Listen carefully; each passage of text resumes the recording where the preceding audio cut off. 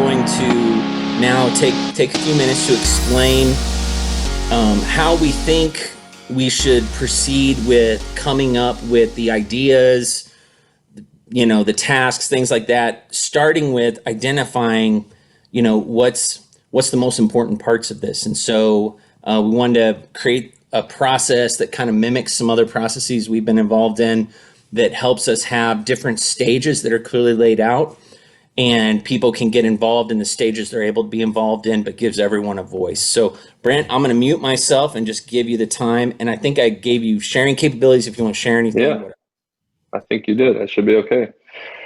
Okay, well, thanks everybody. And I kind of stumbled across Design Think a couple of years ago because I've been in a lot of brainstorming sessions or working sessions where typically one of three things happen. Either A, people jump right to solutions and try to start getting very task oriented, or B, during brainstorming sessions, only a few people speak or actually have ideas because you might have varying levels of knowledge or passion or excitement towards whatever you're brainstorming against, what have you.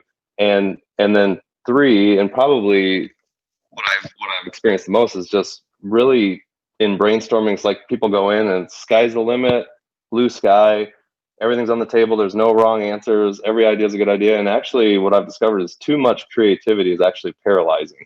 So started looking into this, and this is just kind of a process that it kind of converges and diverges, but it helps people formulate ideas and thoughts through going through this kind of like hourglass thing. And I'll pull up this visual here that I have. So what we have here is a three-stage process, and it's the first stage is inspiration, second is ideation, and third is implementation. And in that first process, and really what I have found to be the most valuable one is really this inspiration stage of gathering a bunch of insights and research and investigation and getting everybody really on the same page. And for me, in my profession, it was when we'd sit down to brainstorm, we'd have one or two people in the room who actually creates wood projects, and everybody else just works there. So we'd be talking about our tools, and they really wouldn't have any empathy with the customer or any understanding of how the tools work in a real world setting. So it was really, conversations were just dominated by one or two people. So, Angie, you're very passionate about this Underground Railroad, and a lot of us, myself included, I don't want to speak for everybody, have never really heard of this or even thought about this even happening. It seems so bizarre and sad and crazy that you just almost turn a blind eye to it. So that being said, we just don't have the same knowledge or understanding. So if in this first phase, the idea would be that we learn more about some of the problems out there through different resources. And that's why we talked about having that police officer Lappy, I think is his name, come in, and maybe the local chapter president, I think. And the cool thing is we started doing some of this already by sending out the links and taking the certification course. And that's all good stuff. But the great thing is when everybody does it together, or they hear it together, then you level set the room, or that's the goal anyway. And then everybody becomes kind of the same level of knowledge that the person next to them has. And from there, you start to really understand what some of the problems are. So our creative challenge, I think, as we've kind of stated, is to raise more awareness about the Underground Railroad and human trafficking. But that's so broad. It's too huge to just say we're going to raise awareness, because then we're just going to go right to tactics and people are going to run and gun and do their thing. So if we can start to understand more about what the problems are around there not being enough awareness, we can try to create some synthesis with that and generate what's then called how might we statements. So an example of a how might we statement might be, and I don't want to like jump to vetting solutions, but just as I thought through this, one might be, how might we use the interstates, I-80 and I-35, that potentially is part of the problem. How might we use that in our favor to generate awareness? And from there, you have a how might we statement that doesn't have a singular solution, but it also isn't so broad that you can't get any traction on it. And if we were to generate 4 or 5 of those how might we statements, there can be then from there we would ideate on tactics for each one of those things. So as you can see, we're really diverging by gathering a bunch of information in the beginning and inspiration. And I hope I'm not cracking up too badly. Sounds like it. No, Okay. You're good. And then when we create that synthesis, we converge things. So we're starting to bring things together, and we're kind of bringing the brackets in a little bit closer to give us some real world tangible things to ideate against. And then when we ideate, we go broad again. So if we have 5 how might we statements, we might have 30 tactics for each one of those. And then as a group, we decide, okay, we can't obviously do all 30 of these things for all 5. So then we converge again and we decide which ones are we going to do. And that's where we could really align to the strengths of the team that we have and the things that we want to do. And then Lisa, that's where, like, after we have those ideas, like, your spreadsheet comes into play in a huge favor, because then we start generating assignments and tasks and aligning resources to do that. And in that last phase, implementation, you're executing and you're delivering. This is where Jared would tell you too, where you test and you learn.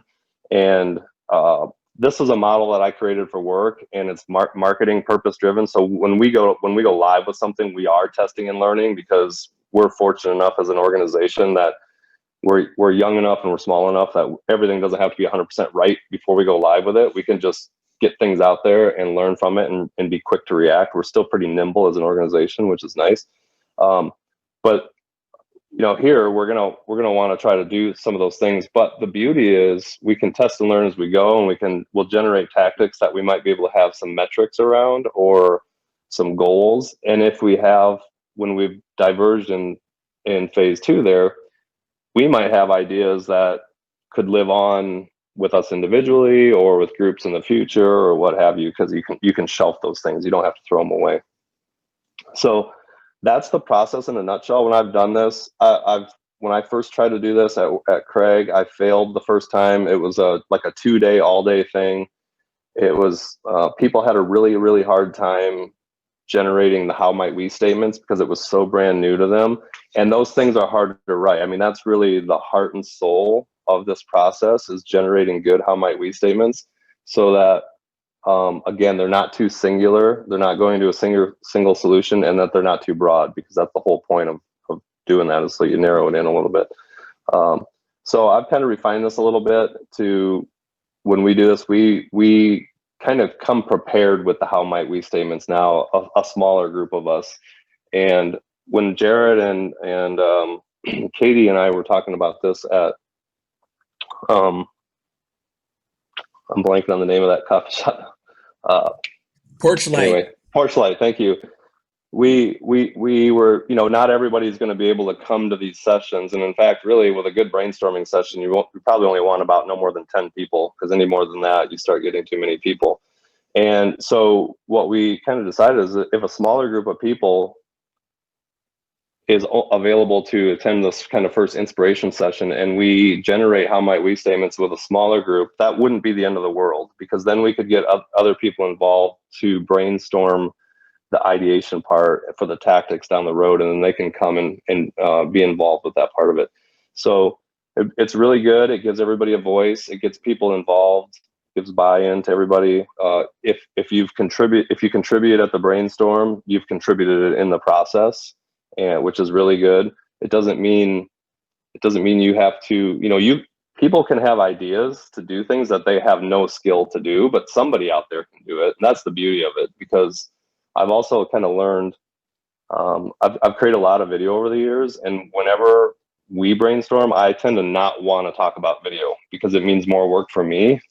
And it's just it's like I'm too close to it. But when other people mention doing a video or whatever, the ideas are they can't do it, but they're generally better than what I would come up with. So it's kind of fun to let others breathe ideas into the whole process.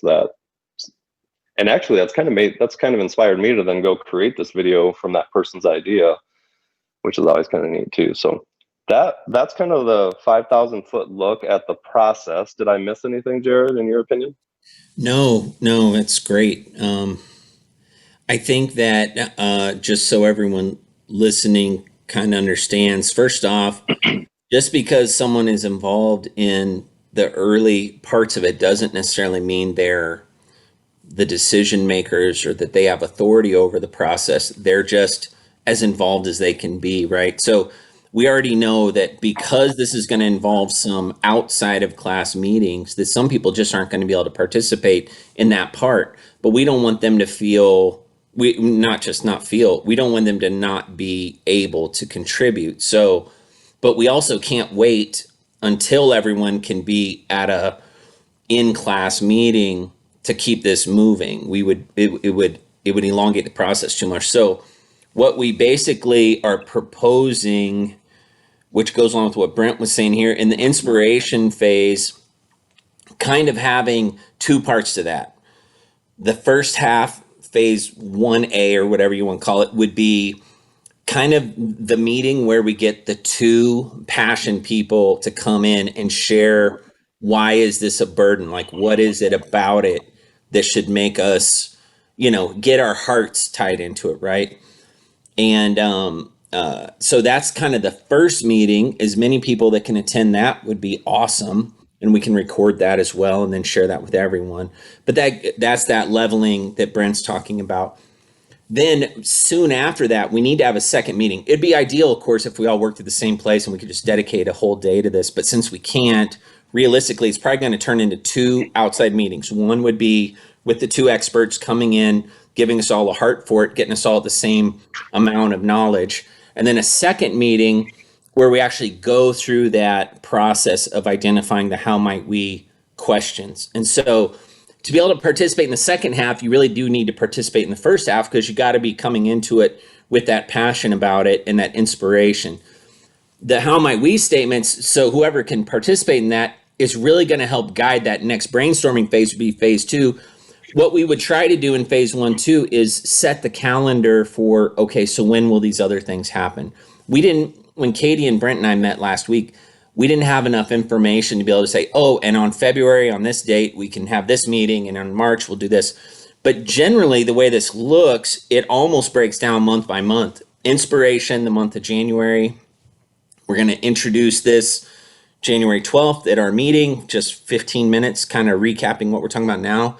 And then we need two, hopefully, relatively short meetings where we can actually go through this inspiration phase. And the goal would be taking away some how might we statements, which will guide the brainstorming. So that's happening in January. So we need all of that to happen in January so that when we come together in February, we can all, hopefully during a class time, have the brainstorming, which is basically the curbs to the brainstorm, so it doesn't go off the road too far, are going to be the how might we statements, and everyone's going to be involved, and we'll have some kind of organized way to give everyone a voice. And there's a lot of creative ways to do that. You don't want one person to do all the talking. You don't want a quiet person. You don't want to assume that they don't have something to say. So we can kind of facilitate that and make sure we're getting all the voices involved, and that would be in the month of February. So that basically the goal is by the end of February, we have a clear plan of execution with all the tasks, roles, responsibilities, all the things that Renee was talking about. You have to have ambassadors that talk to the ALI board. You have to have all these different roles. And then really our execution, if we're organized, the month of March, we can get a lot of execution done in a short period of time with a plan versus trickling out a number of maybe less connected tasks that might not be as efficient or effective. So basically, so it kind of breaks down into inspiration January, ideation February, implementation March, roughly. So that's what we're proposing, and that's what we'd like to roll out to the whole group at our January 12th meeting, and then get everyone's buy-in hopefully on that, and also just make sure that people know this isn't anyone taking over the project. It's just trying to set up some way that we know that we're kind of getting what we all want, which is a completed, meaningful project that actually does some real world good. Yeah, it really creates that North Star or North Stars for each thing. So everybody can run and be more efficient when they execute, which is nice. And every phase or every time we meet, as Jared was laying out, has a clear goal in mind. So you're coming to it to try to get to an end to the means, so you facilitate it that way. And so, you know, it cuts down on a lot of swirl and conversation where people don't maybe know where we're going necessarily or what we're trying to accomplish, and really just does a nice job of kind of funneling it through. Yeah. Do you guys have any, Heidi, Lisa, Angie, do you guys have any initial thoughts or questions at this point?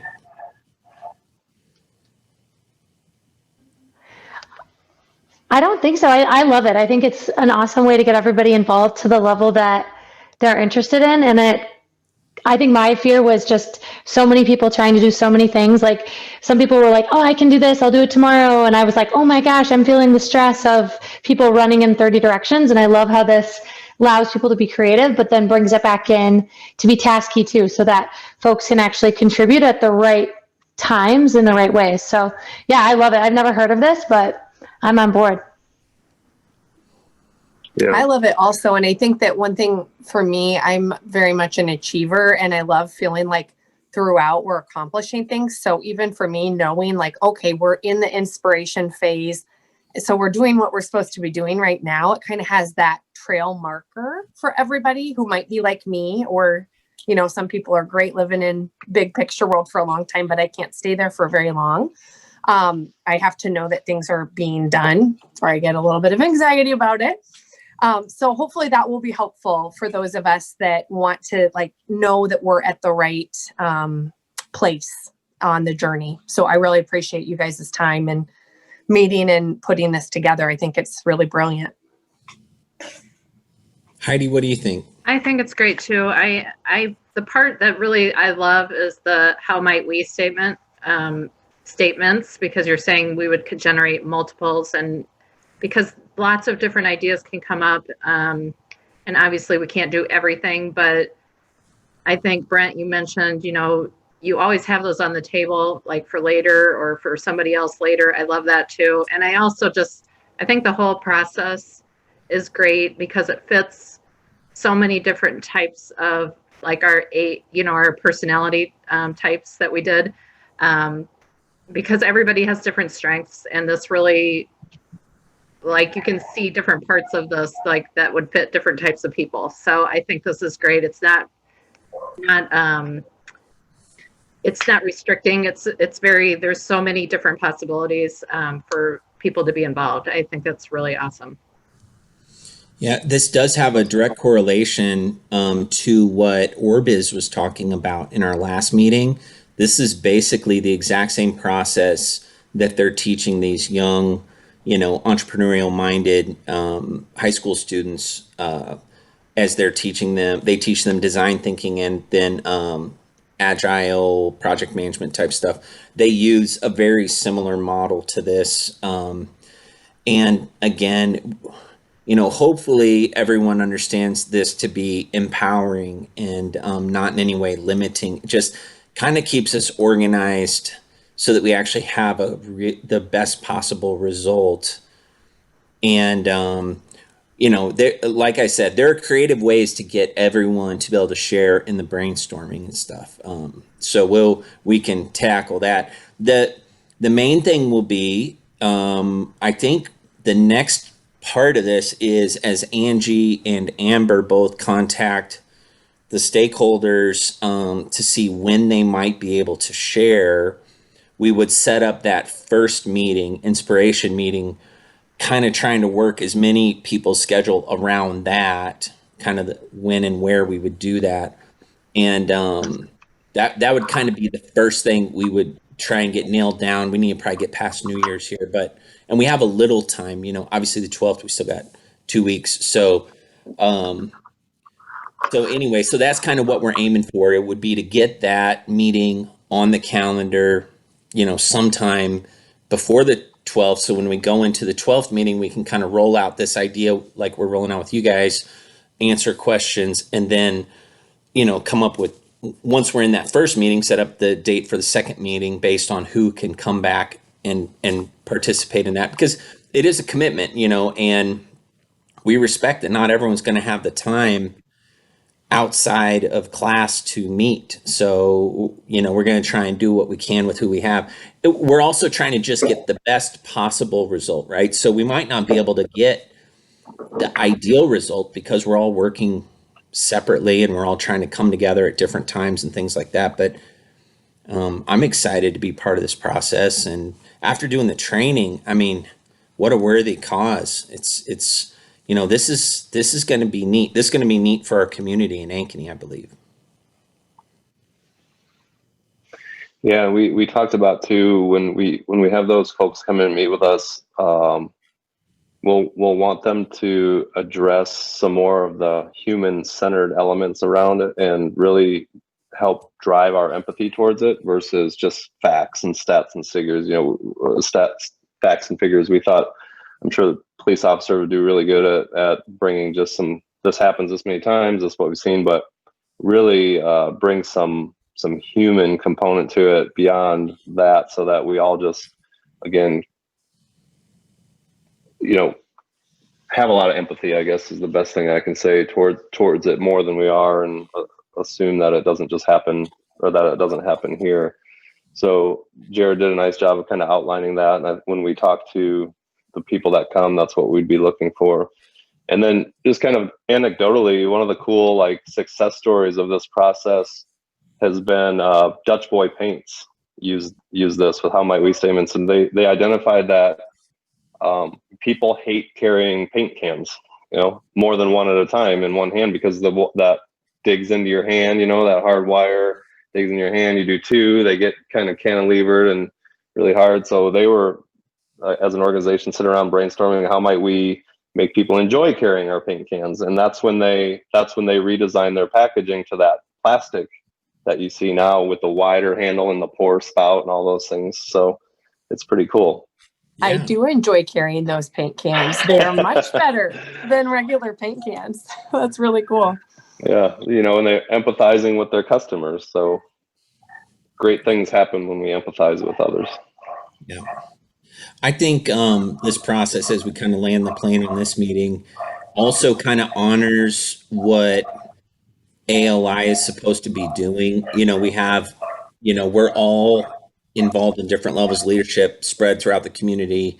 They brought us all together, trusted that we would work on some kind of project in a way that's going to have a good result, that we can report back to them, that inspires future classes to do the same thing or go beyond. So I think we're honoring the spirit of the assignment by going through this process as well. I don't think that this process is taking us away from the goal. I think it's moving us really close to the goal. So obviously we have to go through the process, and that can get tedious sometimes, but the hard work of the process is going to make the end result so much better.